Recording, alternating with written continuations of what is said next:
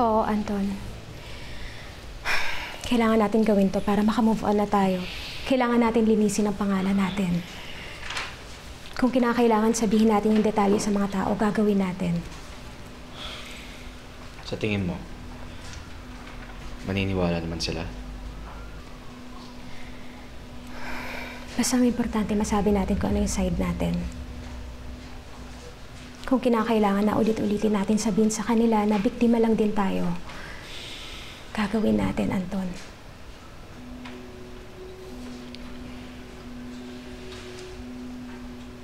Sige. Pero sa isang kondisyon. Anong kondisyon? Kung gagamitin natin ang vlog na ito, gusto ko mukha ko lang makikita nila. Ayoko madamay ka sa mga bashers.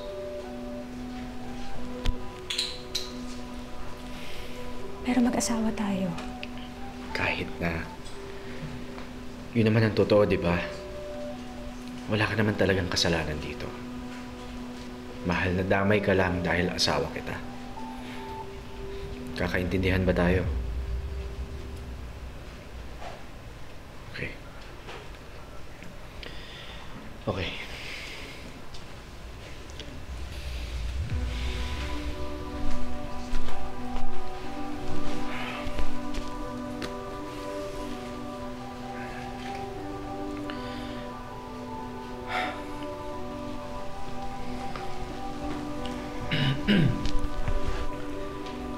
Mga kasama, mga ka-vlog, panahon na para malaman ninyo ang katotohanan tungkol sa BS Capital Ventures Fund. Kaya nyo lang kami. Mga biktima lang din kami. Katulad ninyo, nangarap kami mag-asawa na magandang kinabukasan. Nag-asam kami na magandang buhay. Kung meron akong kasalanan ngayon na pinagsisihan ko, yun ay ang nagtiwala ako kay Brendan Salazar.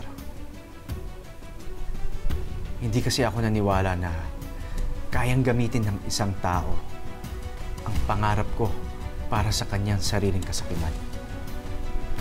At ang masakit doon, ang pinakamasakit, ay ako pa ang naging muka ng kasakimang ito. Itong vlog na ito na pinapanood ninyo ngayon, ang dahilan kung bakit kayo nagtiwala. Ako ang naging tulay para kayo ay mabiktima. Dahil doon, humihingi ako ng tawad sa inyo. At Brendan, kung nanonood ka ngayon, please, Pars, maawa ka naman sa amin. Harapin mo kaming mga biktima mo. Kami na ninakawan mo ng karapatang mangarap na magandang buhay para sa aming mga pamilya. Mga ka-vlog, kung meron kayong impormasyon tungkol sa kinaroroonan ni Brendan Salazar at sa kanyang kinakasama na si Ria Angeles, please, tulungan nyo kami. Ipaalam nyo yan sa amin para mahuli na sila ng mga pulis. Para makasuhan sila, ikulong, at para hindi na rin sila makapanloko ng ibang tao. This is Anton. Thank you for your attention.